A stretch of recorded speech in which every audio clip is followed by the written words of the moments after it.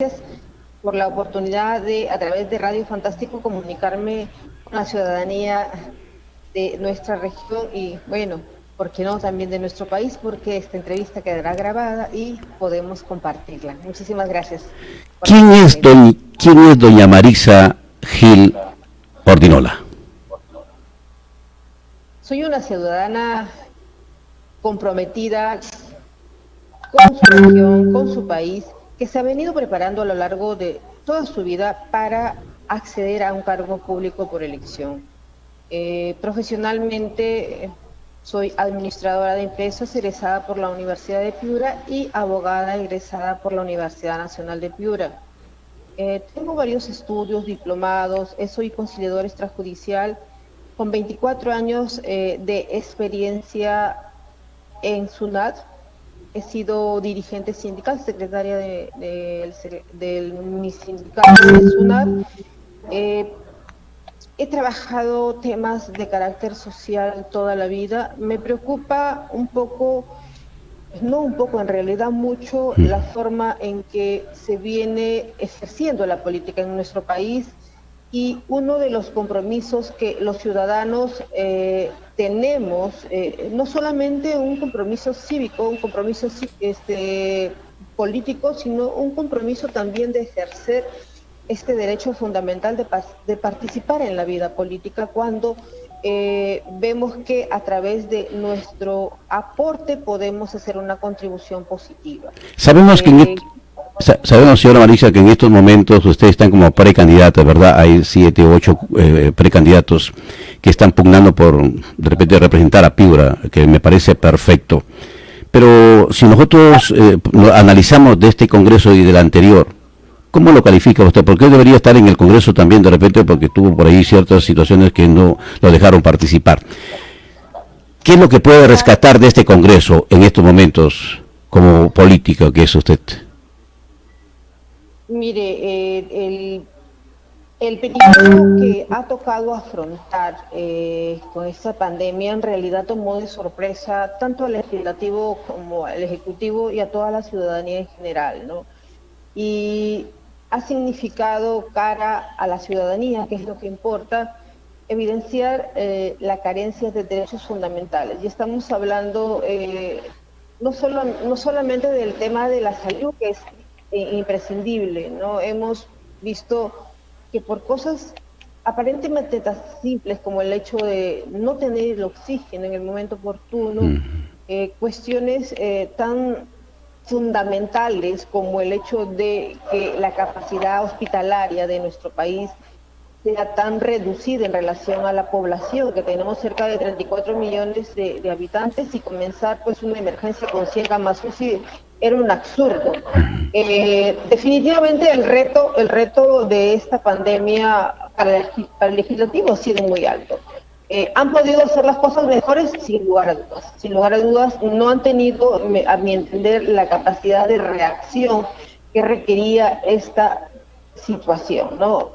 Han tenido que haber cambios normativos, como por ejemplo un tema tan elemental, el hecho de que la norma que se aprobó durante el gobierno de Alan García respecto de cuáles eran las condiciones o los requerimientos técnicos para la fabricación de oxígeno, no fue modificada. Yo no entiendo por qué una cosa tan elemental como esta, y resulta que eran 2 empresas las que podían proveer, y obviamente la demanda en el país era mucho más alta.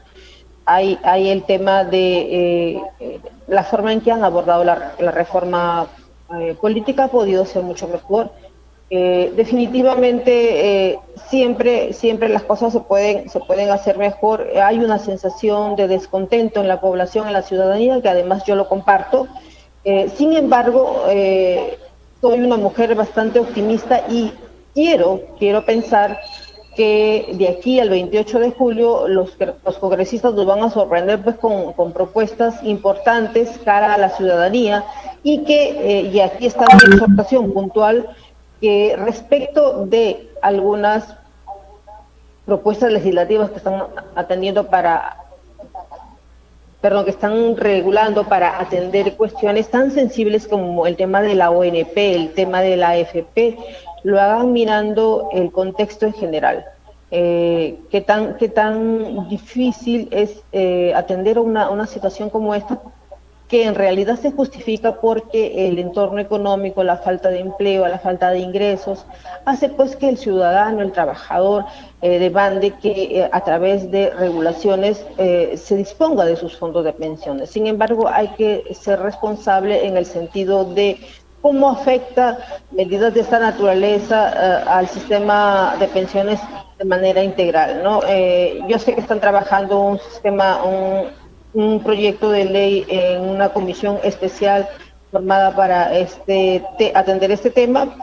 Sin embargo, el Congreso que canaliza las necesidades de la ciudadanía, yo creo que debería dedicarse a hacer más eficiente su labor. Lo pueden hacer sin lugar a dudas. Yo creo que tienen los recursos, deben tener las capacidades, hay personal profesional y técnico para hacerlo, pero no deben legislar mirando a la pantalla, a la ciudadanía, un poco como con ese afán reeleccionista que al final evidenciaron algunos, ¿no? Ya el Jurado Nacional de Elecciones se pronunció el 15 de octubre respecto de la aplicación constitucional de la no reelección. Entonces entiendo yo que ya con ese panorama más claro, ellos se abocarán fundamentalmente a cumplir con las funciones para las cuales han sido elegidos, sobre todo en un periodo tan corto, claro, y en una situación tan adversa como la que atravesamos, ¿no? Siempre la población está al tanto de todo esto que está ocurriendo en el Congreso, y muchos de la población de a pie, en la que nosotros siempre conversamos, nos dicen, pero estos son populistas, ¿no es cierto? Los congresistas están buscando a alguien. Claro que es cierto, no van a ir a una reelección, pero de repente por ahí hay una amistad que podamos tener y tenderle la camita. Eso es lo que se está diciendo. ¿Usted cree que estos proyectos de ley que se están aprobando con la venia del presidente de la República, que de alguna manera el presidente de la República un poco que le incomoda que le fiscalicen el trabajo, porque ese es el trabajo en el supuesto caso de ser la próxima congresista, es el trabajo que ustedes tienen que utilizar y darle cuenta a la población, porque el trabajo es de fiscalizar justamente la gestión, pero parece ser que a este gobierno poco o nada le interesa que el Congreso le fiscalice. Usted ha mencionado un tema muy importante. Una de las labores elementales del legislativo es precisamente la labor de fiscalización, que de alguna manera la complementa la Contraloría General de la República, pero eminentemente, por excelencia, la función que los legisladores deberían realizar es esta función. Entiendo yo que han estado distraídos con medidas populistas, han estado, como yo le digo, aparentemente ejerciendo su función con vistas a una reelección. Entonces se volvieron muy bonitos, inclusive olvidan que el congresista no tiene facultad para el gasto, ¿no? Y algunos de los proyectos importan significativamente egresos del presupuesto nacional. Y lo que usted dice es básico, porque si estamos en una situación de emergencia como esta, en la que por normas de emergencia se han flexibilizado algunas adquisiciones, algunas compras, como por ejemplo en el tema de las vacunas, todo el material médico, todas las contrataciones que se han hecho para atender el tema de salud, definitivamente ese es el enfoque que se debe dar. Y yo creo que por especialidad los congresistas deberían ver quiénes tienen la capacidad técnica formativa para poder ejercer esa función de fiscalización, y un tema importantísimo, el señor Edgar Alarcón no debería presidir esa comisión. Es una persona... ¿Por qué cree usted? Menos idónea. Pero miren, cuando hablamos del señor Alarcón, es cierto, y nosotros lo hemos planteado aquí, déjeme decirle, que todo candidato que tenga juicios abiertos no debería postular por ética. Yo sé que la ley no le prohíbe, ¿no es cierto? No le va a prohibir a que no postule, puede postular, porque dice, mientras no tengas una sentencia, ¿verdad? Pero es cierto que como profesionales que son, que es usted también, yo creo que si tengo un juicio abierto se va a prestar para varias cosas, y eso es lo que está pasando hoy día con el señor Alarcón. Lo dejaron postular, es congresista, ahora es el presidente de la Comisión de Fiscalización, y ahora sí, el gobierno sale con el pie arriba. No puede, presidente, si no tiene casos ya pendientes, abiertos. Oiga, pero ¿por qué no lo dijeron anteriormente? Para no estar lamentándonos hoy.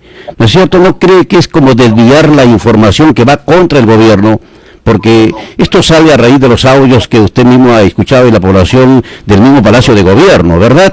Entonces viene y te sacan todo lo que deberían hacer. Lo hicieron como Ángel Merino de Lama, que su hermana trabajaba no sé en qué entidad. Simplemente me llama y nos dice esto es lo que está pasando allá en Lima. Hablas una cosa y te sacan el pie en alto. De repente usted también, en el supuesto caso de ser congresista, va a llegar a ese lugar o a esas personas que también van a salir sacándole cosas que de repente son insignificantes. Pero ¿no cree usted que debería aquel ciudadano que quiera postular, que debería estar libre de polvo y paja, como se dice en el argot criollo? Totalmente de acuerdo.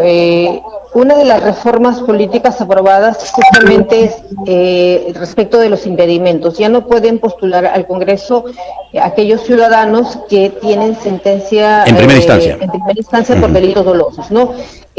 Cuando el señor Edgar Alarcón ha postulado y ha postulado otros legisladores, este impedimento no estaba regulado como tal, ¿no? Sin embargo, también es de conocimiento público que el señor Edgar Alarcón afronta creo que cerca de 30 investigaciones a nivel fiscal, cuando él ejercía su función como Contralor de la República, inclusive que mereció que el Congreso desestimara la continuidad del señor Edgar Alarcón en la Contraloría, ¿no? Investigaciones que tienen que ver con el tema de no poder justificar ingresos importantísimos, que en el caso de un funcionario público, pues doblemente obligado a tener una ética pública, una integridad a prueba de balas.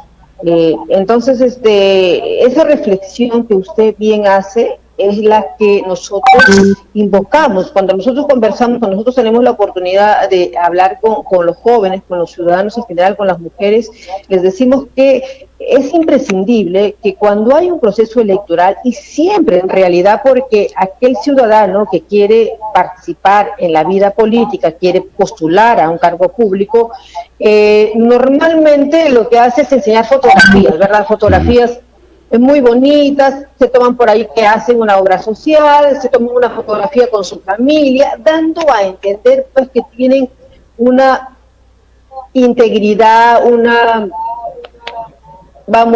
vida plausible. Sin embargo, hay que ver qué hay detrás de la fotografía, que a nivel personal, a nivel profesional, a nivel familiar, qué trayectoria ha tenido esta persona, qué empatía social, cómo conoce su realidad y en realidad básicamente si tiene una auténtica vocación de servicio. Eso, porque claro. Ahí yo concuerdo con la ciudadanía, concuerdo con lo que usted manifiesta, este desazón, esta decepción, molestia de estar siempre señalando con el dedo al político que elegimos porque de pronto descubrimos que tenía perlas detrás o de pronto vemos que está haciendo negocios debajo de la mesa, está haciendo lobbies, y la verdad que ya estamos cansados de eso. Yo sé que sí, estamos cansados todo de eso, y usted mismo sabe, porque también le sucedió a usted, justamente cuando el jurado electoral especial lo tachó. Pero hablando ya de los temas que debería usted prometer a la población, todavía no le puedo preguntar, porque usted está es una precandidata, y ojalá Dios quiera ya lo tengamos como candidata para ahora sí hacerle la pregunta a los fines que usted va al Congreso de la República. Pero ¿usted cree que en estos momentos el gobierno tiene culpa de alguna forma directa o indirecta en estos casos que hemos hablado? Usted lo ha dicho y nosotros lo recalcamos todos los días, que se compraron las mascarillas más caras, se compraron los almuerzos más caros del Perú, se favoreció con 4.481 computadoras en el Ministerio del Interior cuando Carlos Morán era ministro del Interior, y de ellas no funciona ninguna. ¿No cree usted que esta es una vergüenza? Que supongo que si al presidente de la República le preguntan quién es Carlos Morán, va a decir que no lo conoce, porque este señor no conoce a nadie, inclusive a su mismo suyo no lo conoce. Entonces, ¿no cree usted que estamos mentira tras mentira? ¿Qué podemos esperar? Si el primer vecino del país es mentiroso, ¿qué podríamos esperar del resto, señora Marixa? Yo felicito el análisis que usted hace porque visualiza de manera integrada lo que está ocurriendo. Lamentablemente, a mí me cuesta mucho decirlo, la corrupción está sistematizada, y está sistematizada, estructurada. Entonces, lamentablemente, lo que nos extraña son casos dignos de aplaudir, ejemplares.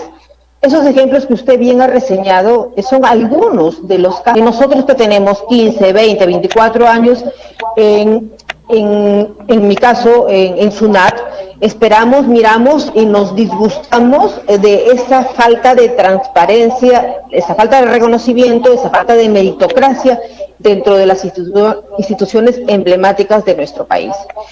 Se sabe además que el presidente Vizcarra ha recomendado, bajo la misma modalidad que lo había hecho con el señor Ricardo Cisneros, a algunas otras personas. Todo esto merece ser investigado de manera exhaustiva. Ahora, entiendo yo que el fiscal Juárez Atoche ha incluido ya en calidad de investigado al presidente Vizcarra por su ejercicio en el gobierno de Moquegua. Entonces, esperemos atentos. El ciudadano que pretende representarnos a través del voto en un cargo público, está sometido al ojo público. Y por lo tanto, tiene la obligación, y ahí regresamos nuevamente al tema de cuál es el perfil, que es lo que nosotros como ciudadanos debemos exigir a aquel que nos quiere representar: integridad a prueba de balas, formación, ética pública. ¿Por qué razón? Porque va a trabajar vinculado al uso de los recursos públicos. ¿Y de dónde vienen los recursos públicos? De la contribución que todos los ciudadanos, todas las empresas hacen a través de los tributos. Y los recursos públicos tienen que ser aplicados básicamente a cubrir derechos fundamentales de los ciudadanos. Estamos hablando salud principalmente, educación, ¿verdad? Estamos hablando de que el Estado tiene la obligación, además de darle cobertura, una infraestructura adecuada al país para que pueda desarrollar actividades económicas que generen empleo sostenible, porque el empleo, el trabajo, es un derecho fundamental de todos los ciudadanos. Entonces hay muchas cosas que están mal, y cuando las cosas están mal se dicen, sea el presidente Vizcarra, sea los legisladores, sea el contralor, sea un superintendente. Uno tiene que acostumbrarse a informarse, y con autoridad que tienes por ser ciudadano de este país, a reclamar. Yo estoy de acuerdo. Pero pasemos de la reflexión y el reclamo al tema de ejercer una ciudadanía responsable a través de dos modos. Y aquí mi invocación a los jóvenes y a las mujeres. Cuando nosotros vemos que las cosas están mal, entonces tenemos que ser parte del cambio. ¿Y cómo somos parte del cambio? Preparándonos, educándonos, formándonos. Todos tenemos capacidad y todos tenemos derecho de ejercer un cargo público por elección. Entonces, si les hemos cedido el espacio a estos ciudadanos que fungen de políticos y que hacen sus negocios, que favorecen a sus amigos, que hacen sus empresitas, ya es hora de comenzar a depurar nuestra política. ¿Y cómo lo hacemos? Participando, como en mi caso particular, comprometidas con esta obligación, como le digo, cívica y política que tenemos con nuestra región, con nuestro país, y hacernos de un cargo político por elección y ejercerlo bien. Siempre mirando al ciudadano que a través de ese voto que tiene poder, que es valioso, te dio la confianza. Claro que es bonito escucharla, señora, es bonito escucharla, pero ojalá que así como me está hablando aquí, porque esto queda grabado, para hacerle recordar el día que sea congresista de la República y decirle, yo quiero que hable igualito al presidente de la República ahí en el Palacio Legislativo, porque tenemos congresistas que cuando llegan al Congreso, no sé, se convirtieron en mudos, ya no hablan, no dicen nada, al pueblo le dan la espalda, etcétera, etcétera. Pero yo quiero hacerle la pregunta como abogada que es, En estos momentos el señor Germán Juárez ha abierto un proceso de investigación contra el señor presidente de la República. Pero la señora Soraya Ábalos, que es la fiscal de la Nación, como que está impidiendo esto. ¿Qué cree usted que está pasando ahí como abogada, como profesional en leyes? Mire, lo que pasa es que el presidente tiene una investidura que lo protege en el ejercicio de su función por ser el mandatario de la nación. Entonces, en este momento, el fiscal Juárez Atoche, lo que yo entiendo es abierto una investigación que tiene que pasar por vamos a decir, protocolos de aprobación de su autoridad, en este caso la fiscal de la Nación, pero yo escuché, y a mí me extraña lo que usted me dice, porque yo escuché en una entrevista que se le hizo a la fiscal de la Nación respecto, mire que no fue de este tema, sino del tema del señor Ricardo Cisneros, y se le hacía puntualmente la pregunta a la yugular de frente. ¿Qué ocurriría si dentro del proceso de investigación por la contratación, vamos a llamarle irregular, en el Ministerio de Cultura del señor Ricardo Cisneros, aparecen medios contundentes de que quien estaría involucrado sería el presidente Vizcarra? Bueno, ella fue clara en el sentido de señalar que se le incluía o se le aperturaba una investigación como no testigo, sino como investigado.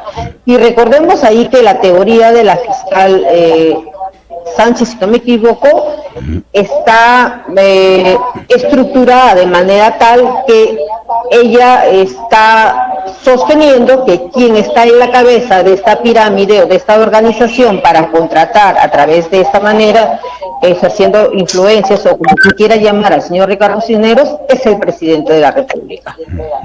Entonces ahí las cosas claras. O sea, están direccionadas. El señor presidente de la República es un ciudadano que en este momento ejerce la primera ciudadanía del país, es nuestro presidente, pero eso no significa que si él cometió un delito, cometió dos delitos, al igual que cualquier otro ciudadano, cuando concluya su proceso, su periodo presidencial, tenga que ser investigado. Si tiene que ser sancionado, si tiene que ser sentenciado, cada quien en su cabeza asume la responsabilidad de sus actos. Y en el tema penal, mucho más. Y supongo que cuando ya usted esté en el Congreso, si es que Dios lo permite, esté en el Congreso en las próximas elecciones, ¿usted sería tajante, puntual en pedir que se investigue justamente este tema que finaliza el 28 de julio de 2021 contra el presidente de la República? Le doy mi palabra, totalmente comprometida con ese tema. ¿Por qué razón? Volvemos al tema de el uso adecuado de los recursos públicos. Se recauda para sostener un presupuesto en beneficio de los ciudadanos, que genere bienestar. Sin embargo, tenemos, sin ir muy lejos, en Malingas, en varios caseríos de Tambo Grande, no hay agua potable. Estás hablando de cosas elementales. Y tú te vuelves y preguntas, ¿qué pasó? ¿Dónde están los recursos? Bueno, hay estudios que demuestran que los indicadores de corrupción son tan altos en países como el nuestro, que lo que hacen es robar a los ciudadanos la atención en derechos fundamentales. Entonces, si nosotros no aprendemos a decir o a reconocer las cosas como son, vamos a estar siempre hablando de medias tintas, no vamos a sembrar las bases para hacer un cambio sustantivo en relación a cómo se debe ejercer la política en nuestro país. Yo creo que es hora de que nosotros como ciudadanos pasemos del lado de observar al lado de ejercer. No todos quieren participar activamente en política, sin embargo, sí podemos informarnos, sí podemos denunciar, así como lo hacen algunos colectivos, algunas ONGs organizadas, y debemos demandar que los funcionarios que ejercen el cargo público utilicen bien los recursos. Y cuando tenemos indicios, como usted había señalado al comienzo que yo escuché, si hay información hay que denunciar. Exacto. Acá en el gobierno regional también hay algunas perlas por ahí, por la mirada que yo le he hecho, que he estado ahí siguiendo, a mí me da la impresión que quien ejerce, el tema en la gerencia, en el gobierno regional, es el gerente, ¿no? Entonces, ahí también hay un tema pendiente que investigar. Claro que sí. Hay muchas cosas que investigar que ya le iremos dando a conocer, de que de repente se le haya olvidado, pero el tiempo ya nos está ganando. Solamente para preguntarle finalmente, ¿cuándo ya tendremos una candidata lista, preparada para empezar a trabajar con tu pueblo de la región Piura? Mire, de acuerdo al calendario aprobado por el Jurado Nacional de Elecciones, el 29 de noviembre debe llevarse a cabo el proceso electoral como tal. Entiendo yo que en la noche del 29 debemos saber el resultado de la votación interna en mi partido, que es, en este caso, bajo la modalidad de elección, voto directo y secreto, un correligionario, un voto. Entonces, a partir del 30 de noviembre, yo me comprometo con usted a estar conversando, ya espero Dios mediante, en calidad de candidata. Ahora, aprovecho este último minuto que me da para señalarle que respecto a si yo llego al Congreso voy a cambiar, mi naturaleza es así. Ejercí la Secretaría General del Sindicato de SUNAT por 2 años y medio y cuando tuve que denunciar, denuncié. Cuando tuve que evidenciar cosas que estaban bien, bien. Cuando tuve que apuntalar, luchar por mejorar de condiciones de mis compañeros de trabajo y defender la institucionalidad de SUNAT, lo hice. Prueba de ello, y yo me siento muy orgullosa, son 2 querellas por difamación agravada que me siguieron altos funcionarios de SUNAT. La sala penal, a Dios gracias, como correspondía además, me absolvió, señalando que en mi calidad de secretaria general del sindicato, vocera de todo un colectivo, había hecho un análisis exhaustivo de la situación que estaba denunciando. Entonces, el carácter, la formación, el conocimiento y sobre todo este nivel de compromiso que me lleva a mí a querer representar a Piura, está aquí, presente de toda la vida, y teniendo Dios mediante la oportunidad de ser representante en el Congreso, lo voy a hacer muy bien, con la bendición de Dios. Bien. Le agradezco bastante la gentileza de habernos permitido conversar con usted aquí en este programa y queda pues totalmente invitado para después del 30 tenerlo nuevamente por acá. No, imagínese, la gentileza, la amabilidad, la generosidad de parte de Radio Fantástico y especialmente de usted, para mí es muy importante contar con estos espacios. De verdad, bendiciones, muchísimas gracias.